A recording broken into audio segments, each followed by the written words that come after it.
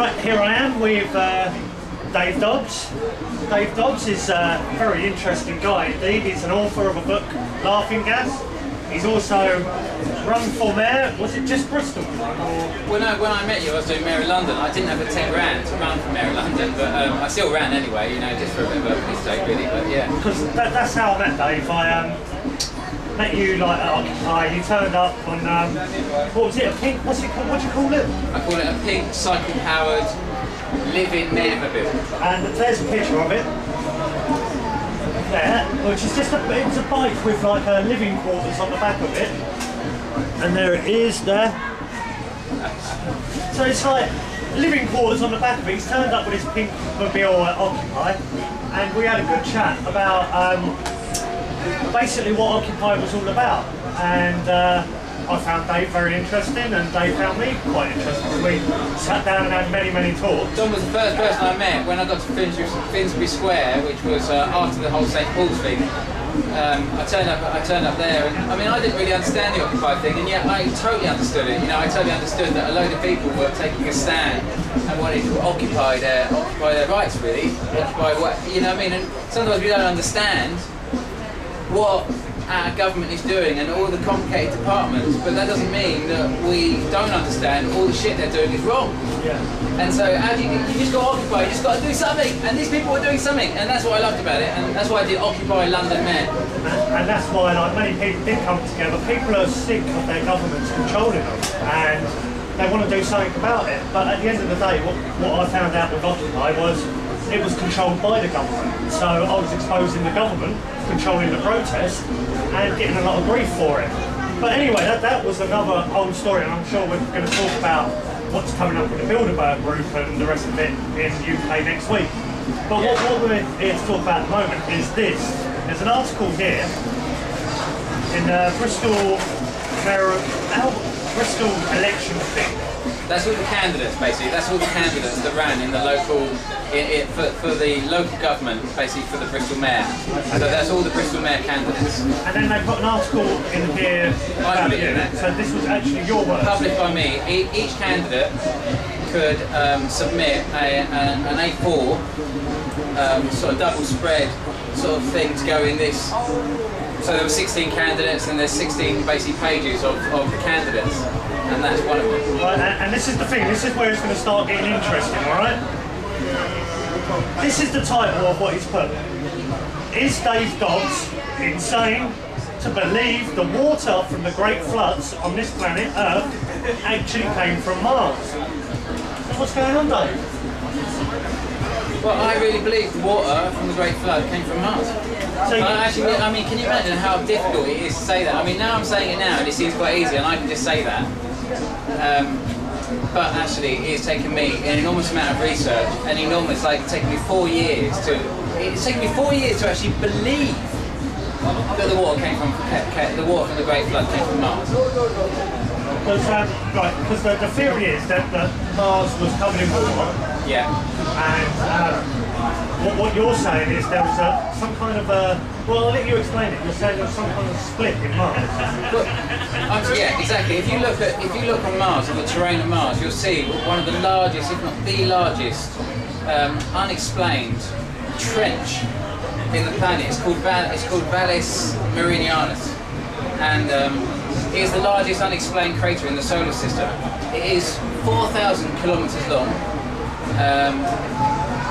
and it's got a massive hole in the middle. It's got all these drainage channels going into it. No one has ever explained how it was formed. There's no explanation, but it looks as if, it really looks, when you look at it, it looks as if it's where all the water drained from Mars. And you also have to understand that science at the moment is telling us that all the water evaporated.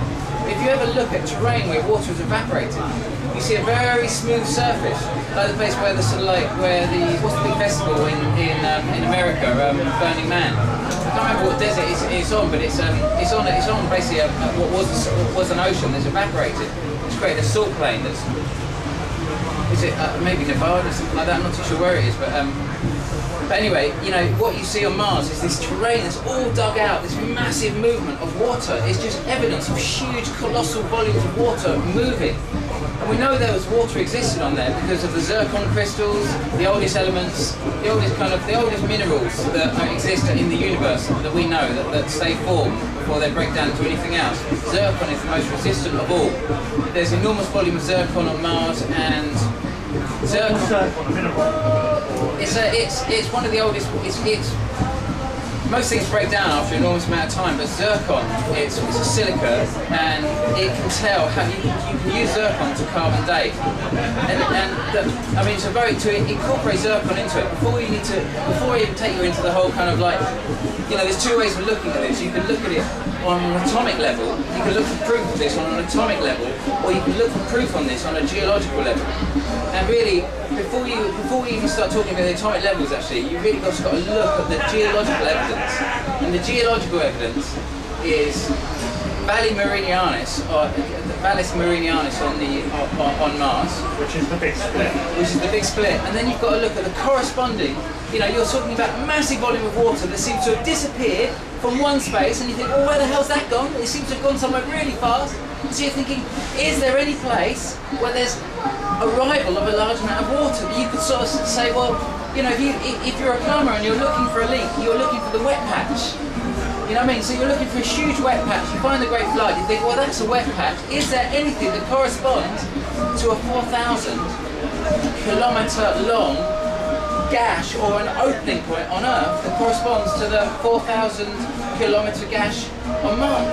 Forget about the fact it is out there a million miles away or however far. I'm talking about just looking at the corresponding geography that would ascertain so that fact that the water could have come from there to there, even though we can't perceive it as Mars being all the way over there. Just the geological evidence that if there was dimensional capabilities that Mars and Earth could be closer together than we realise.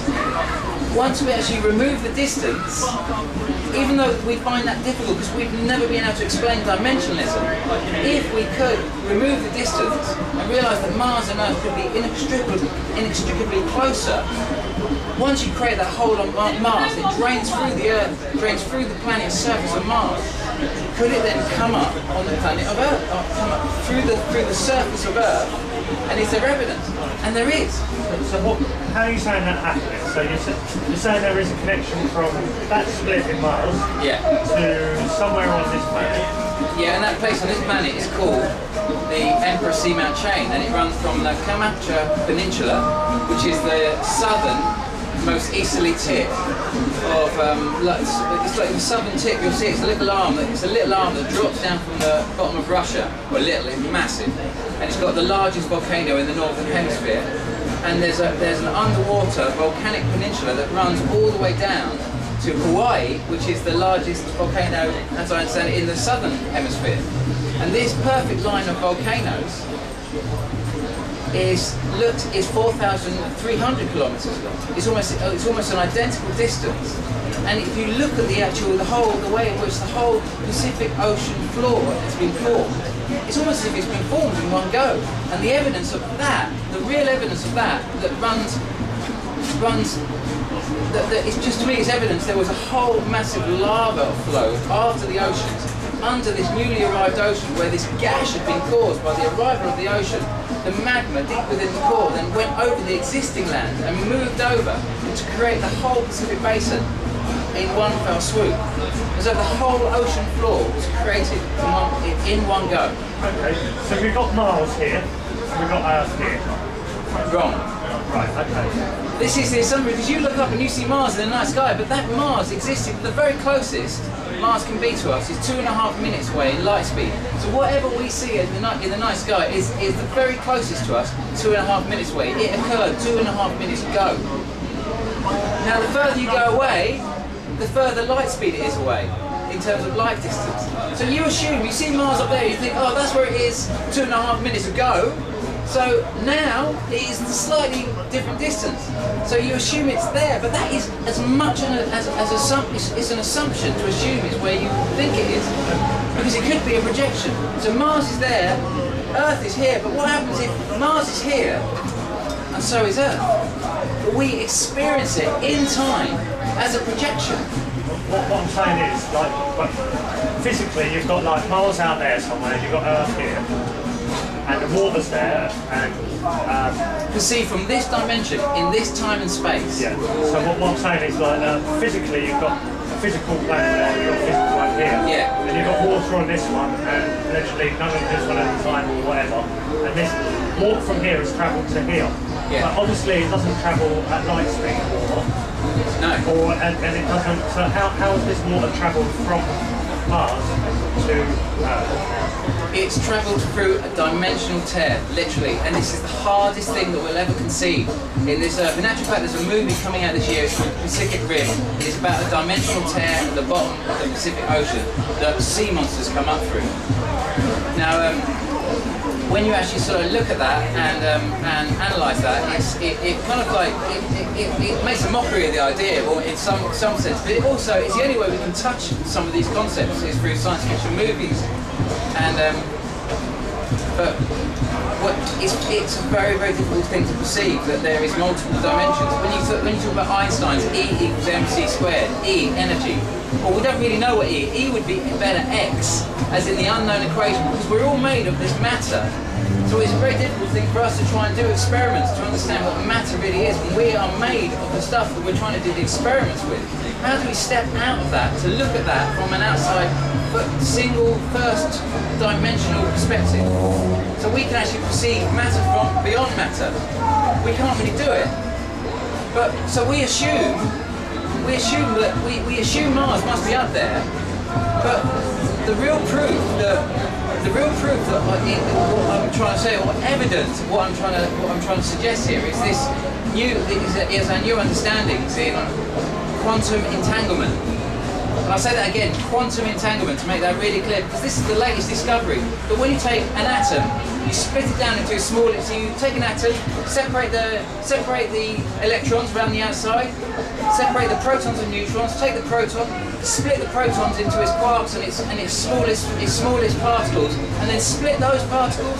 And what you find is that when you split those particles, you can separate them by 100 miles, and whatever you do to one, the other one will do in exactly the same time and the same space. And it's new technology that they're developing so they can send messages that can't be cracked, because it's not going for any distance, it's occurring in a means that doesn't make sense to science. And it's like taking a projection and splitting the beam into 2 points. So whatever's happening from the projection, it goes here and here. But it's actually, the projection is actually occurring here, even though it's been experienced over there. So this is the original creator, and that can put off many projections. Exactly, the whole thing is a projection, and this was the cradle in Buddhism. This was the cradle in which Buddha, there's many different schools of thought of how Buddha theorized his kind of like his notions, but Buddha said that Buddha come up with, it was a much older theory than Buddha, and it was called Indra's net, that the whole universe exists in a single space, but if we experience it as in a projection, or as it was prophesied at the time, light shone upon a cut ruby, and it reflects off all around the room, and that's how that was the image of Indra's net, and yet it was all in one single space. And our experiments in quantum entanglement are proving that it's all existing in one single space. That Mars, it's all right here. It's all an energetic hub on a single dimension, like a CD held in your hand, where you can hold it, but you can only experience it through time. And that's what we're coming to now. This is the latest, greatest, most revolutionary concept that Mars and all the other sort of like planets, and possibly in our solar system and possibly much further afield, are all an energetic single hub. One singularity living organism. One singularity, and that is the key. It's like much more what I've looked into, like, or what I can see when you break it down to the lowest level. Or not the lowest, but let's take an atom. An atom could be its own universe, and as above is below. You break it down, you can go up further down, you go up further up. They keep breaking atoms down into their smallest particles, and no matter how far they get, they learn how to split the next sort of level, and it just keeps going and keeps going, and they just can't find out where it stops, and because it doesn't stop. It doesn't actually exist, it's a projection, it's a concept that we experience because we are part of the projection. And so, who do you think has, because you don't think this is a natural shift in dimensions or anything? No, this has been created by intelligence. Someone has done this, and the reason that we've been blinded from this is because if this is true, you know, you're looking at, you know, there were more sightings of underwater cities after the war or during the war, and more books were written after the war. And such books that came out were books like Immanuel Velikovsky's Worlds in Collision, where he talks about a massive influence that has happened on Earth with interplanetary relationships, which he calls worlds in collision. And he talks about force fields, gravitational force fields and that sort of stuff. I don't believe he really believed that. I believe he was actually thinking about dimensionalism, but he knew then that he would never be able to get the masses to even conceive dimensionalism back then. So he had to come up with this crazy theory, and maybe that's what he really believed. But so you've got an intelligence that done it. Have you got any idea why? Because their planet was dying. Mars was dying. Mars was dying, and they needed a place to come, and it was starting to freeze over. It was getting cold. The sun was even getting